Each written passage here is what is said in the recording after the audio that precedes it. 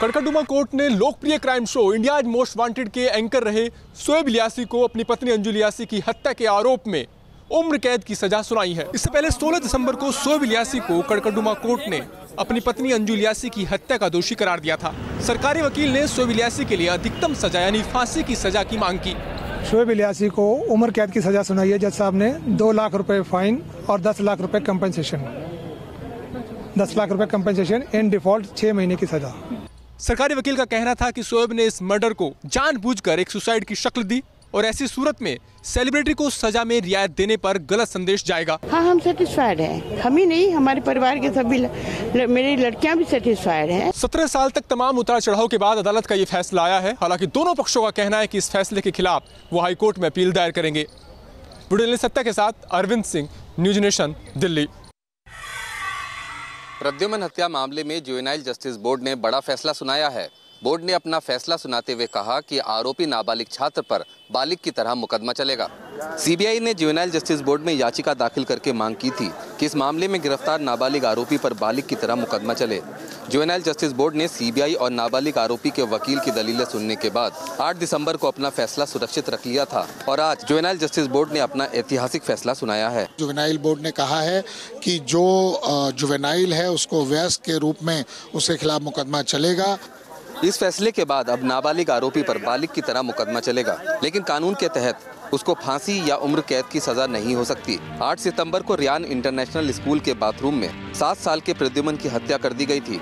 Juvenile justice board ने अपना ये फैसला अपराध की जघन्यता और नाबालिग आरोपी की मानसिक आकलन के आधार पर दिया है। इस मामले की अगली सुनवाई अब 22 दिसंबर को सेशंस कोर्ट में होगी। जुवेनाइल जस्टिस बोर्ड के इस फैसले को नज़ीर के तौर पर देखा जा रहा है। वीडियो जर्नलिस्ट नवीन चौहान के साथ रुमानुल्लाह खान, न्यूज नेशन, गुरुग्राम। हिमाचल प्रदेश का भावी मुख्यमंत्री कौन होगा, इसको लेकर शिमला में भाजपा के बड़े नेताओं का मंथन जारी। धूमल की हार के बावजूद धूमल पर बन सकती है दोबारा सहमति। दरअसल सीएम के तौर पर प्रेम कुमार धूमल को प्रोजेक्ट किया गया था, लेकिन धूमल चुनाव हार गए। यही वजह है कि पर्यवेक्षकों की तैनाती करनी पड़ी और मंथन करना पड़ रहा है। लेकिन जिस तरह से 26 विधायक धूमल के समर्थन में खड़े हो गए हैं, उससे लगता है कि धूमल को एक बार फिर सीएम बनाया जा सकता है। इस तरह के कयास पूरे प्रदेश भर में भी लगाए जा रहे हैं। अगर प्रेम कुमार धूमल पर सहमति बनती है तो इसकी बड़ी वजह होगी 2019 के लोकसभा के चुनाव। बेशक धूमल अपना चुनाव हार गए हों, लेकिन उनके प्रदेश भर में उनके समर्थकों की कमी नहीं है और पार्टी इसी को ध्यान में रखकर उन्हें भावी मुख्यमंत्री के तौर पर एक बार फिर सहमति बना सकती है। वीडियो जर्नलिस्ट शरण के साथ विशाल ठाकुर, न्यूज नेशन, हिमाचल प्रदेश। गुजरात विधानसभा चुनाव में हार के बाद कांग्रेस ने शुरू किया मंथन। मेहसाणा में हो रही है 3 दिवसीय बैठक। गुजरात के मेहसाणा के सैफरोनी रिसोर्ट में कांग्रेस के 80 विधायक और संगठन की बैठक हो रही है। इस बैठक में गुजरात कांग्रेस के प्रभारी अशोक गहलोत और भरत सिंह सोलंकी भी मौजूद रहे। गौरतलब है कि कांग्रेस भले ही इस बार के गुजरात विधानसभा चुनाव हार गई हो, लेकिन पिछले 22 सालों में कांग्रेस का ये बेहतरीन प्रदर्शन है। मंथन शिविर के आखिरी दिन कांग्रेस अध्यक्ष राहुल गांधी भी मेहसाणा आएंगे। बताया जा रहा है कि मेहसाणा के बाद राहुल गांधी सोमनाथ मंदिर के दर्शन भी करेंगे। अहमदाबाद से हितल खत्री के साथ पूराव पटेल, न्यूज नेशन। भावुक हुए प्रधानमंत्री नरेंद्र मोदी, कहा कार्यकर्ताओं की मेहनत की बदौलत आज 19 राज्यों में बीजेपी की सरकार। गुजरात और हिमाचल प्रदेश में मिली जीत का जश्न जारी है। बीजेपी संसदीय दल की बैठक में पीएम मोदी को मिठाई खिलाकर उनका स्वागत भारतीय जनता पार्टी के राष्ट्रीय अध्यक्ष अमित शाह ने किया। संसदीय दल की बैठक में प्रधानमंत्री नरेंद्र मोदी ने कहा कि एक समय था जब हमारी पार्टी के सिर्फ 2 सांसद हुआ करते थे, लेकिन आज हमारे कार्यकर्ताओं की मेहनत की बदौलत 19 राज्यों में भारतीय जनता पार्टी की सरकार है। बैठक के दौरान ही केंद्रीय मंत्री कृष्णा राज की तबीयत खराब हो गई और तुरंत एम्बुलेंस बुलाकर उन्हें हॉस्पिटल में भर्ती कराना पड़ा। संसदीय दल की बैठक को संबोधित करते हुए अमित शाह ने कहा कि गुजरात और हिमाचल में मिली हार में भी कांग्रेस पार्टी अपनी जीत ढूंढ रही है, जो कि हास्यास्पद है। वीडियो जर्नलिस्ट राकेश रावत के साथ रविकांत राय, न्यूज नेशन, दिल्ली। राजधानी दिल्ली जिस कदर गैस चैम्बर बन चुकी है और प्रदूषण का स्तर भी निरंतर बढ़ता जा रहा है, उसी को ध्यान में रखते हुए आज दिल्ली गवर्नमेंट ने आनंद विहार में एंटी स्मॉग गन का ट्रायल किया है। दिल्ली में बढ़ते प्रदूषण को देखते हुए दिल्ली सरकार ने आनंद विहार में एंटी स्मॉग गन का ट्रायल किया है। इस तकनीक का इस्तेमाल चीन ने बीजिंग में वायु प्रदूषण को खत्म करने के लिए किया था। भारत में ऐसा पहली बार हुआ है जब हवा में घुले जहरीले कणों को खत्म करने के लिए राजधानी दिल्ली में एंटी स्मॉग गन का इस्तेमाल किया जाएगा। दिल्ली सरकार का मानना है कि अगर ये ट्रायल कामयाब रहा तो इस तरह की और भी गन्स मंगाई जाएंगी और पूरी दिल्ली में इससे छिड़काव किया जाएगा। वीडियो जर्नलिस्ट जगदीश चंद के साथ तर्पणा त्यागी, न्यूज़ नेशन, दिल्ली। यूपी में संगठित अपराध को रोकने के लिए आज योगी सरकार ने सदन में यूपी कोका बिल पेश किया।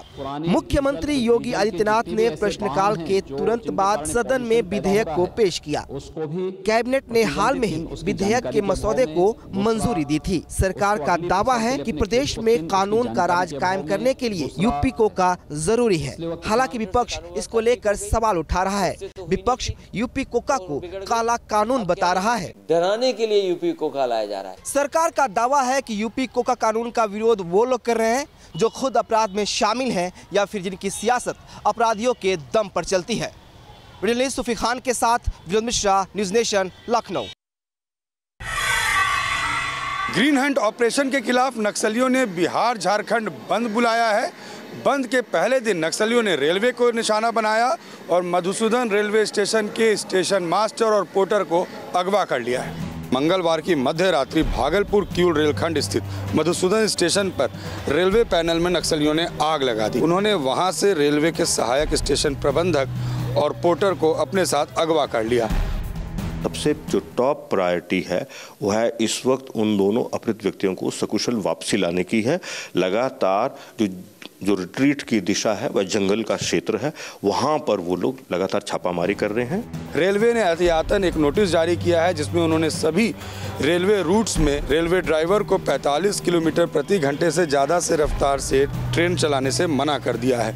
नक्सलियों ने डीआरएम को ये SMS करके चेतावनी दी है कि अगले 2 दिनों तक अगर रेलवे का परिचालन इस रूट में हुआ तो उन दोनों लोगों की हत्या कर दी जाएगी जिन रेलवे कर्मचारी को उन्होंने अगवा किया है। और आने वाले 2 दिन प्रशासन के लिए काफी चुनौती भरे हैं। विजय स्वतंत्र के साथ रजनीश सिन्हा, न्यूज़ नेशन, पटना।